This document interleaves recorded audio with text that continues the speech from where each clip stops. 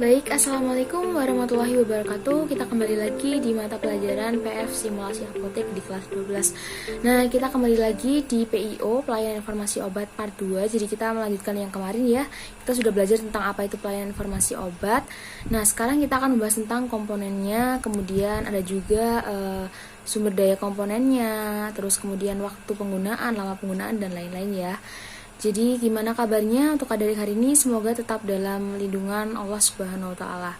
Nah, sebelum kita lanjut memulai pelajaran, marilah kita berdoa terlebih dahulu. Berdoa mulai. Berdoa selesai. Oke, baik. Jadi seperti yang kemarin kita akan bahas pelayanan informasi obat ya. Di sini ada komponen untuk informasi obat. Nah, apa saja sih hal-hal yang harus diperhatikan ketika kita memberikan informasi kepada pasien? Jadi, ini ketika pasien membawa resep kemudian datang ke apotek, apa aja yang kita harus sampaikan atau memberikan informasi kepada pasien. Jadi yang pertama seperti yang kalian ketahui yaitu nama obatnya dan juga indikasinya, atau kalau kita biasanya menyebut adalah kegunaannya. Jadi apa sih kegunaannya obat tersebut? Kemudian cara penggunaan. Jadi yang paling penting adalah cara penggunaannya, aturan pakainya seperti apa. Nah, kalau di resep biasanya ada tulisan signater DDY begitu ya. Jadi STDD itu hanya apoteker atau tenaga teknis farmasi saja yang bisa membaca. Oke. Nah, setelah cara penggunaannya, kemudian kita juga menjelaskan efek sampingnya. Jadi apa efek sampingnya, kemudian kontraindikasinya seperti apa, dan apa yang harus dilakukan apabila terjadi efek yang tidak diharapkan. Jadi misalkan ada nih pasien yang menghubungi kita bahwa Mbak, saya kemarin membeli obat ini dan muncul gejala seperti ini. Nah, efek sampingnya seperti ini. Jadi sebelum pasien ini melaporkan efek sampingnya, sebaiknya kita memberikan informasi terlebih dahulu. Jadi apa yang harus pasien lakukan ketika mendapatkan gejala atau efek samping yang dirasakan. Jadi ketika ada efek samping, pasien diharapkan untuk menghubungi dokter penulis resep atau konsultasi terhadap dokter yang mendiagnosis pasien tersebut. Ya, jadi kita tidak boleh mengganti obat atau menyarankan obat lain. Jadi kita harus mengkonsultasikan pada dokter yang menulis resep seperti itu. Nah, yang keempat adalah cara penyimpanan obat. Ini seperti yang kalian lakukan ketika kalian KIE di praktikum di laboratorium ya tentunya. Nah, yang harus kita lakukan adalah menjelaskan ke pasien bagaimana cara penyimpanannya. Apakah obat tersebut disimpan di suhu kamar ya, atau disimpannya di suhu dingin seperti di kulkas seperti itu, ataukah benar-benar tempat yang harus terlindung dari cahaya matahari, kemudian dari tempat yang tidak lembab ya, jadi harus yang kering, tidak terkena matahari secara langsung, dan terhindar dari jangkauan anak-anak kecil seperti itu. Lalu yang kelima, ini ada juga cara atau tanda kalau obat sudah rusak. Jadi misal ada pasien yang menerima resep puyer. Nah, puyer ini biasanya kalau dia disimpan terlalu lama atau cara penyimpanannya salah, maka dia akan biasanya menggumpal. Nah, ketika puyer tersebut menggumpal, maka sudah bisa dikatakan bahwa dia adalah obat yang telah rusak atau tidak bisa digunakan ya, karena telah rusak oleh udara atau kelembapan. Nah, seperti itu ya. Jadi untuk sirup juga apabila dia sudah rusak, baunya menyengat dan tidak enak, maka dia sudah tidak bisa digunakan. Atau kemudian bisa jadi dia telah mencapai expired date atau tanggal kadaluarsa seperti itu. Oke, next yang selanjutnya adalah sumber daya komponen informasi obat. Jadi yang pertama ada tenaga kesehatan. Nah, siapa saja sih tenaga kesehatan ini? Jadi yang kita sebut tenaga kesehatan adalah dokter, apoteker, kemudian dokter gigi, perawat, dan tenaga kesehatan lain. Kemudian untuk pustaka, apa aja sih pustakanya? Jadi kalau pustakanya terdiri dari majalah ilmiah ya. Jadi ada buku teks, kemudian laporan penelitian, dan farmakope. Kalian tentunya pasti tahu ya farmakope bentuknya seperti apa. Ini seperti yang kalian gunakan saat praktikum. Dia bukunya berwarna merah dan tebal. Dia disebut Farmakope Indonesia ya. Jadi itulah buku Farmakope Indonesia. Kemudian untuk yang sarana, ini terdiri dari fasilitas ruangan ya. Jadi peralatan komputer dan lain-lain. Kalau untuk para prasarana, jadi di sini terdiri dari industri farmasi ya. Jadi ini bisa BWF, kemudian ada Badan POM, BPOM, kemudian Pusat Informasi Obat, dan organisasi profesi ya, seperti dokter, kemudian apoteker, perawat dan lain-lain. Ya, jadi kalau untuk IDI, Ikatan Dokter Indonesia, yaitu untuk organisasi dokter. Kalau organisasi apoteker ada yang namanya IAI atau yang kita sebut dengan Ikatan Apoteker Indonesia.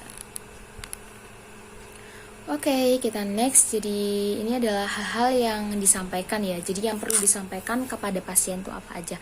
Ya, jadi yang pertama ada waktu penggunaan obat. Jadi berapa kali minum obatnya, ataukah 3 kali ataukah 2 kali, kemudian minumnya pagi, siang atau sore atau bahkan malam ya. Jadi kita harus menyesuaikan dengan isi resep dan ketentuan yang ada. Kemudian diminumnya sebelum makan atau sesudah makan ya, seperti itu. Kalau untuk lama penggunaan obat, jadi ini kita memandang apakah obat harus dihabiskan. Ya, jadi apakah harus diberhentikan penggunaannya. Jadi ini contohnya seperti antibiotik. Kalau kalian tahu, jadi antibiotik cara minumnya harus dihabiskan sampai habis agar tidak menimbulkan resistance. Jadi seperti itu. Nah, untuk obat yang pada resep tertera bahwa ada tulisan PRN atau yang kita sebut dengan ProRenata, di mana dia cara penggunaannya hanya bila diperlukan saja ya, atau bila sakit saja. Nah, seperti itu. Contohnya obat demam, paracetamol. Nah, apabila pasiennya sudah tidak demam atau tidak sakit, maka paracetamolnya tidak perlu diminum. Seperti itu.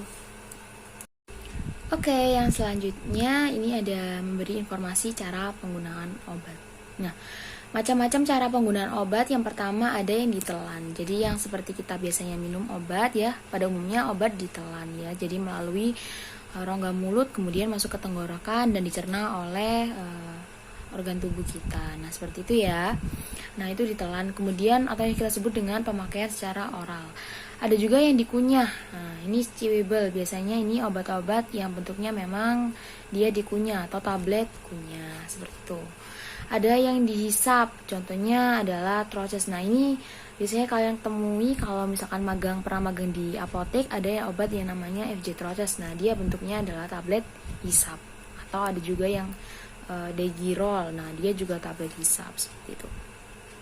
Ada juga contoh obat pastiles ya. Jadi ini bentuknya seperti permen, ada pagoda pastiles seperti itu dan lain-lain, masih banyak ya sediaan pastiles di apotek.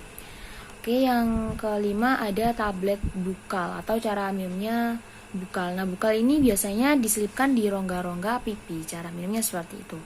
Nah, sedangkan yang sublingual ini ada cara pemakaiannya di bawah lidah. Jadi obatnya tadi diselipkan di bawah lidah. Ini biasanya obat antihipertensi ya, insoniazid, ISDN, seperti itu. Ada juga yang cara penggunaannya adalah inhalasi. Nah, inhalasi ini biasanya ada pada obat-obat asma. Jadi dia bentuknya seperti pipa seperti itu, kemudian dihirup melalui rongga mulut ya, rongga hidung, melalui pernapasan kemudian ke paru-paru. Yang kedelapan ada juga obat yang diteteskan. Nah, contohnya apa? Contohnya obat tetes mata, tetes telinga. Nah, itu cara penggunaannya diteteskan. Ada juga yang dikumur. Nah, ini seperti gargarisma ya. Jadi obatnya dengan cara dikumur-kumur tapi tidak ditelan. Jadi dia setelah dikumur-kumur dalam mulut, kita keluarkan lagi, seperti itu. Ada juga yang ditaburkan. Nah, apa ini contohnya yang ditaburkan? Contohnya adalah bedak. Jadi ada bedak talek ya, seperti yang kita ketahui, ditaburkan di bagian tubuh yang sakit atau alergi atau dan macam-macam ya penyakitnya. Kemudian ada juga yang ditempelkan. Nah, contohnya apa yang ditempelkan? Ini ada obat transdermal contohnya. Jadi dia cara penggunaannya adalah ditempelkan di kulit. Nah, seperti itu. Ada contohnya koyo ya. Jadi koyo itu ditempelkan di bagian yang sakit ya, jadi kulit kita. Banyak sekali ya cara penggunaan obat. Jadi kita harus memberikan informasi kepada pasien agar tidak salah. Jadi pasien tahu cara minumnya seperti apa, cara penggunaannya seperti apa. Yang selanjutnya ini ada penerapan jawaban informasi obat. Jadi yang pertama ada komunikasi primer. Jadi komunikasi primer ini menggunakan bahasa yang baik ya tentunya. Jadi bahasa yang dapat dimengerti oleh pasien sehingga pasien mudah memahami apa yang kita maksud, apa yang kita sampaikan, seperti itu. Kemudian ada juga komunikasi verbal. Untuk komunikasi verbal sendiri ini berupa lisan ya, bisa juga tertulis. Nah, yang ketiga ada komunikasi sirkuler atau dalam komunikasi tatap muka. Jadi dia misalkan dalam kunjungan tim medis ke ruang pasien atau antar pribadi, jadi apoteker dengan pasiennya. Ada juga komunikasi sekunder. Nah, kalau yang sekunder ini biasanya menggunakan email atau fax mail atau media yang lain seperti WhatsApp dan juga media-media kesehatan lainnya seperti itu. Oke, baik. Terima kasih atas perhatian adik-adik yang telah menyimak penjelasan pada video hari ini ya. Jadi, semoga ilmunya bermanfaat dan apabila ada pertanyaan atau ketidakjelasan pada materi, silakan ditanyakan di grup WhatsApp ya. Jadi kita diskusi di situ. Dan jangan lupa ini ada tugas untuk kalian. Jadi kalian silakan membuat tanya jawab pasien ya. Studi kasusnya bebas, boleh memakai apapun. Nah, ini ada contohnya, bisa kalian lihat di PPT ya. Jadi silakan dikumpulkan juga melalui kolom penugasan. Jadi sekian, saya akhiri. Wassalamualaikum warahmatullahi wabarakatuh.